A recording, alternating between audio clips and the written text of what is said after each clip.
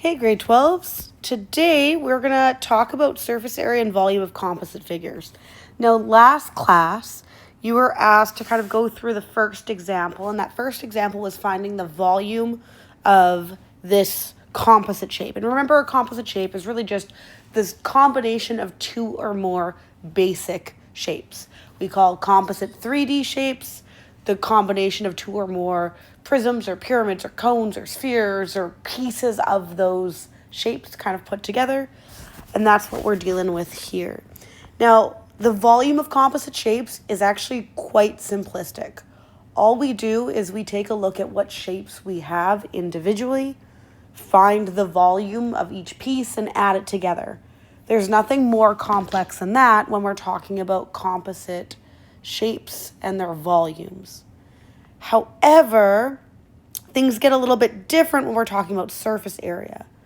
Because when we talk about surface area, if we put two shapes together, there's now a part that's touching that wasn't, or that was exposed originally when I kept them separately. But when I put them together, and let's say I'm gluing them together, that glue that's holding them together prevents me from later accessing that surface. Because now that one side I could have touched before, now that there's glue on there and it's attached to something else, I can't like wedge my hand in there. I can't get in there to paint. It's now completely blocked off or no longer exposed. Now in previous grades, when we talked about surface area of composite shapes, one of the things that you might have talked about would have been finding the surface area by looking at all of the shapes separately. Now, here I have the surface area of my first prism, and I'm, again, talking specifically about prisms, but it could be pyramids, it could be cones, it could be any kind of shape that I have. I take my surface area of my second shape, prism, cone, what have you, and then I find the area of the overlap. Now, the area of the overlap you can picture as where the glue goes. And maybe you're thinking, like, I'm not gluing both sides when I'm putting them together. I'm, like, gluing one shape and then then pushing the two pieces together. I want to talk about, like, where is the glue ending up touching at the end of the game. So if you were able to, like, put glue in a perfect spot, there was no, like, spillage out. Everything that needed to have glue on it had glue on it. That's the area that we're talking about. Now, it's area, not surface area, because the area that you're putting glue on is a two-dimensional shape. You might be using like a glue stick on a circle or a square or a rectangle or a triangle, whatever, but it's an area. Now, the reason that we subtract two of these areas is because when I glue one shape and stick it to another, glue ends up getting on both shapes, okay? So I could glue both shapes individually and then stick them together. I could glue one side and stick it together, but the glue ends up touching two separate surfaces. And because of that, two separate surfaces are no longer going to be accessible when that glue dries and hardens. So I subtract that area of that overlapping region twice. Now, here's the thing. This formula is not on your formula sheet. It won't be on your formula sheet. Why? Because the formula is more of a concept than a formula. And you might be like, what do you mean by that, Ms. T? Well, what if I have like 5 shapes put together? I obviously can't use this formula because then I have only 2 shapes involved and one area of overlap taken away. The concept is that if I have a composite shape, no matter how many shapes it's built of, what I can do is I can add all of those individual surface areas, however many there are, let's say there's 5, whatever, add them 5 times, add all 5 together, and then for each area of overlap that I find, I'm going to subtract it twice, which means if I have 5 separate shapes, maybe I have 4 separate areas of overlap, which means I'm going to subtract the area of each overlap twice, meaning that I'll have like 8 essential shapes that I'm getting rid of. Now, if we take a look at the examples below, we'll kind of see what I mean by that. The first two composite shapes that I have are just simply two shapes stacked on top of each other. I've shaded in the area of overlap so I can see what that area looks like. Is it a triangle? Is it a rectangle? Is it a circle? Whatever. But the first two examples kind of follow that concept of a formula pretty straightforward. Find the surface area of my triangular prism, find the surface area of my rectangular prism, and I subtract the area of the overlap twice. But that third example is different. So here I have three shapes all put together, which means I have to find the surface area of all three shapes: the small cylinder, the medium cylinder, and the big cylinder. And when I take a look at the area of overlap, I have a small circle that's overlapping when I had that small cylinder stacked on top of the medium. I need to subtract that twice because there's going to be glue on two sides. Then there's also a medium set of circles that I need to subtract because when I put glue on the medium cylinder and attach it to the big cylinder, there's now glue on two of those sides. Look at how this formula is different than what was in that box at the top, but still follows the same general concept. So it's not that I'm always subtracting two area of the overlap and nothing more. I'm subtracting 2 times the area of each overlap.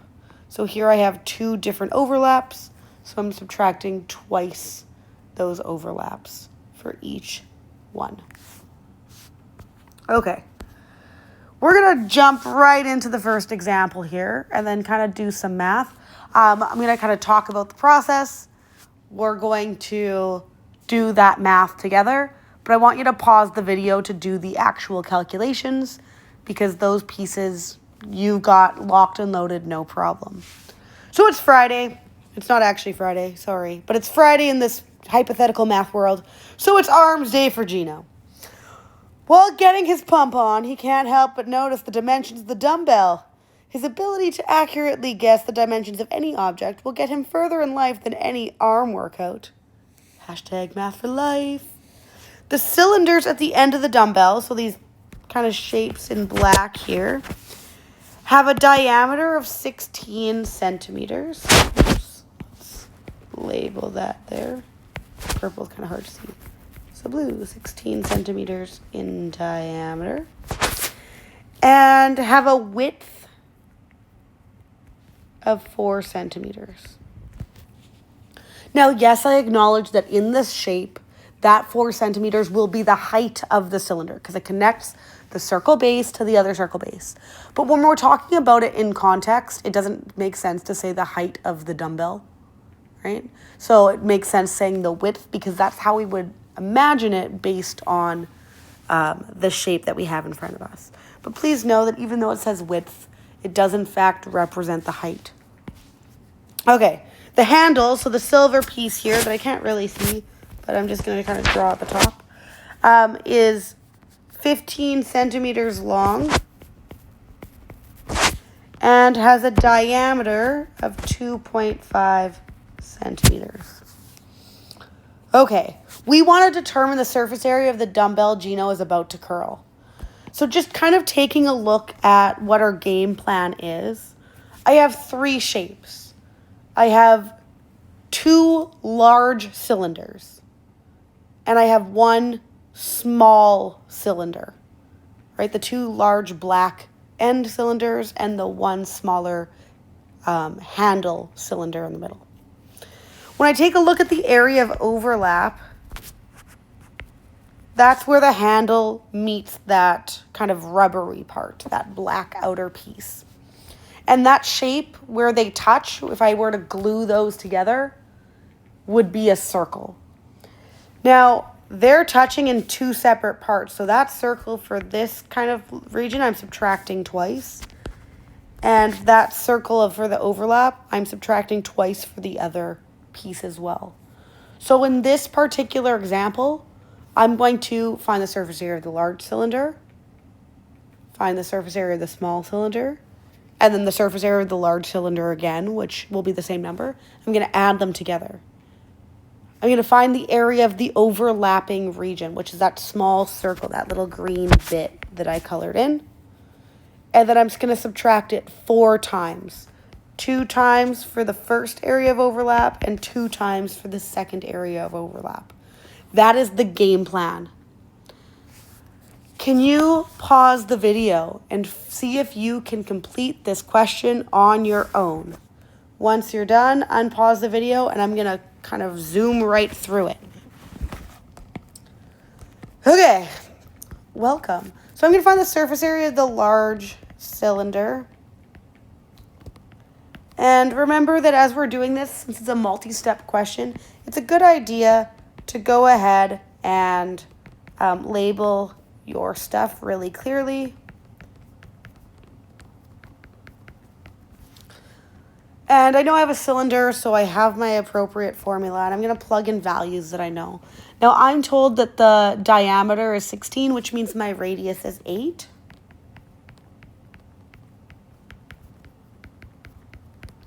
And the width, the distance that connects one big circle to the next big circle is 4.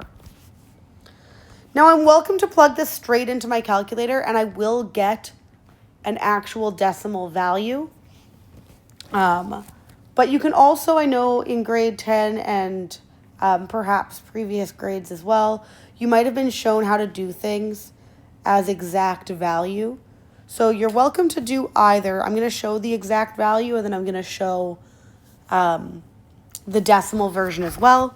But if I'm taking a look at this, I can do 8 squared, which is 64, times it by 2, and that gives me 128. So I get 128 pi. If I multiply 2 and 8 and 4 together, I get 64. So I have 64 pi. And if I add those 2 sets of pi together, I get 192 pi. Now, the reason why I'm choosing to use exact value here is simply because it's not my final answer. I know that if I plug it into my calculator, I do get 603.1857895. And that's a long decimal, and I don't round because it's not my final answer here. But I know that if I need it later on, I'm going to have to plug in that whole decimal value again. It's a lot easier to plug in 192 pi than it is to plug in 603.1857895. Okay? So you do not have to use exact value, but it is an option for you.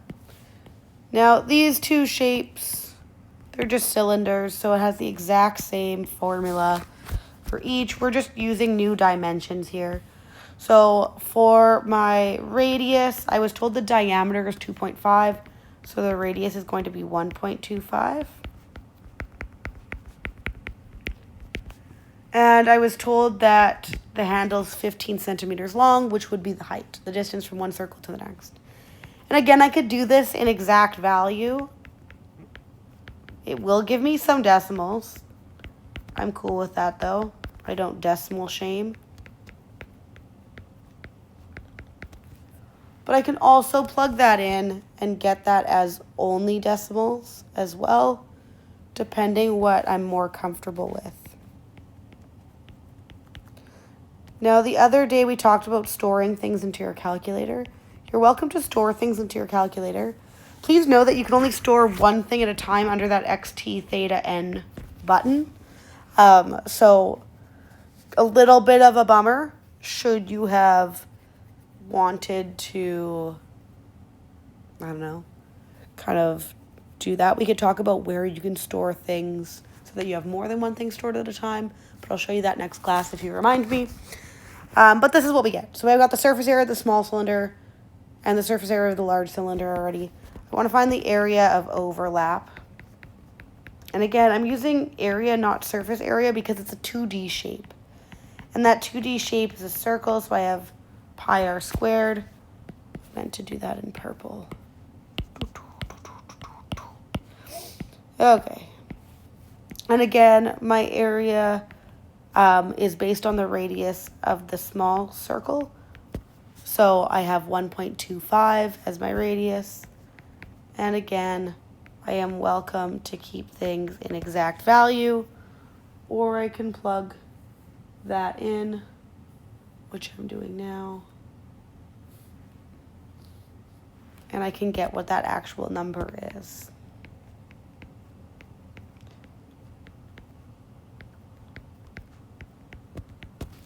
Okay, now you found all of those pieces separately. Now we have to put them together. So my total surface area is what I'm trying to find. And to find that surface area, I'm going to add the large cylinder, the small cylinder, and then the large cylinder again.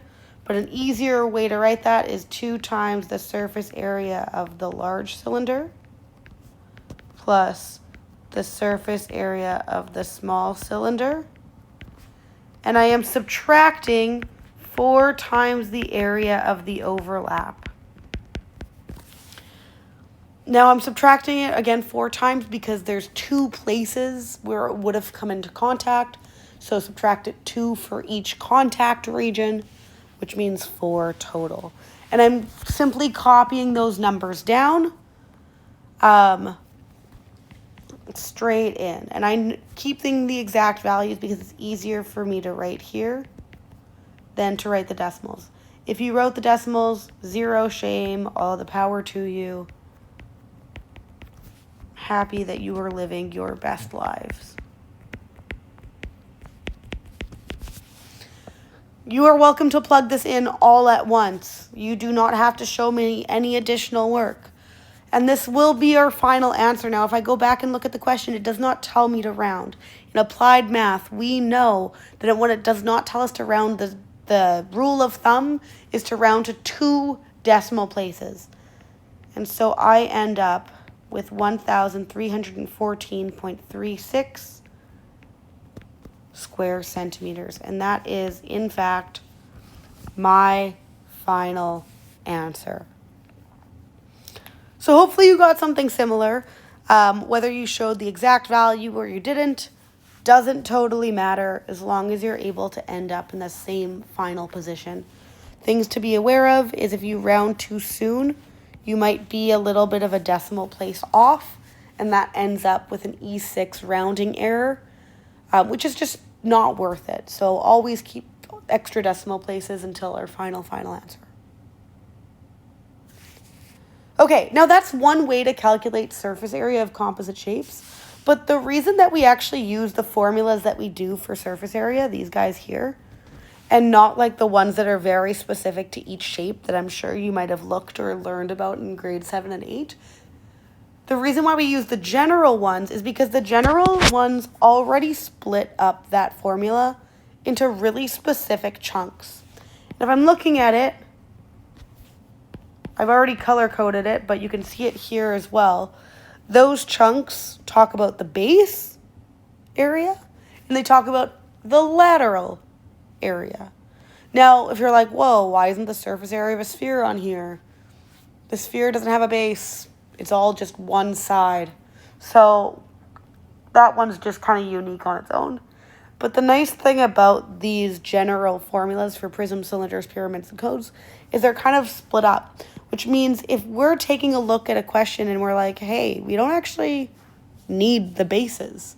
Maybe we were talking about a soup can label. And we're like, how much paper do we need to put around our soup can? And we're like, well, you don't paper the bottom. You don't paper the top. You don't paper the 2 circles. You only paper the sides. I can be like, sweet, X-nay this part of the formula. It's really clear which part I'm talking about because I don't want the bases. So I get rid of the part of my formula that it has the area of. Or if we were talking about finding the surface area to determine how much paper I need to make to get one of those like paper cones that you have, that you get from like, I don't know, a gas station or a dentist office to like fill up a little cup of water. Okay, and you're like, to make that little cup, I don't have a base on that cone because that would prevent the water from getting inside. You'd be like, yes, goodbye. This part of the formula, I only want the lateral stuff. So this is why we use these formulas, essentially from grade 9 onwards, because I want you to have a familiarity with them, but also it might help you figure out the surface area more quickly as well. So we're going to do one more question, but instead of taking a look at it in terms of like the area of the overlap, we're going to be just kind of chunking up different parts of formulas of what we need to find that surface area. So we are back to this observatory. This observatory, yeah, super old, needs a fresh coat of paint on the outside. Now, if I think about a building, I don't paint the floor of the outside of the building because it's sandwiched against the ground. And I don't know who you think you are, but I can't lift buildings. Okay? So when I'm talking about painting this building, I'm painting the sides, right? Which is essentially the sides of a cylinder. And then I'm painting kind of the roof here, and the roof is half of a sphere. Okay? So when I take a look at the surface area and I want to determine how much paint I need, I will simply just say, hey, look, I need the sides of a cylinder, half of a sphere, and I'm going to add those two components together. And that's exactly what we're going to do to find the surface area. Now, this picture is the exact same picture from our volume question, the beginning of this section, which means it has all the exact same measurements. The diameter of both the sphere and the cylinder is 20 meters. The height of the cylinder chunk is 10 meters. This is what we got. So to find the surface area, I want to find the side of the cylinder plus half a sphere surface area. Okay? Now, if I'm taking a look at a side of a cylinder, normally a full cylinder is 2B plus pH. But I don't want the bases because the bases aren't part of the exterior that I will be painting. So I'm only talking about that pH. When I'm talking about a sphere, I don't know why my marker went so thin. I don't like it. Okay, when I'm talking about the sphere, I only want half of it because it's not a full circle. It's a half kind of sphere there. So 4 pi r squared, and then I'm multiplying it by a half. Now, I know that a cylinder, that capital P is replaced by the perimeter of a circle. So I have 2 pi RH. And I can go ahead and simplify some things as I go. So this 1/2 times 4 business. I can say a half of a 4 is just 2. So I'm going to simplify this a little bit. So this is the hard part of the question, is understanding what parts of the formula we're using. We're not using the base area for my cylinder because I'm not painting the base area. So I'm simply removing that part of my equation from my actual calculations. And that's it. I then don't have to talk about the area of the overlap. I don't have to worry about any of that. I simply just never include it to begin with. Can you pause the video and finish this question for me? And then unpause it when you're done. Okay, well, I assume you paused. I assume you did it. So let's do our stuff. So I know the radius is 10. The height of the cylinder would then be 10 as well. When I talk about the radius of the sphere, it has the same radius as the cylinder. So I also have 10 there. These end up being identical things. 2 times 10 times 10 is 200. So I have 200 pi. 2 times 10 squared is 2 times 100, which is 200 pi. This will not always work out to be the same thing. We're just like happy that it happened to be. So props to us. And I can plug that into my calculator. I did not have to show all of these steps here. I just need to show in the plug-in step is kind of the most important. And your final answer. Now, speaking of final answer, it does not tell me what to round to, so I assume 2 decimal places, which means I end up with 1,256.64 square meters of paint. And that's it. That is talking about our surface area and volume of our composite shapes. There is some practice that follows. Ooh, some cool practice. Fun, fun, fun. So please tackle that. And otherwise, I will see you next class and we'll answer any questions that you have. Have a good day. Bye.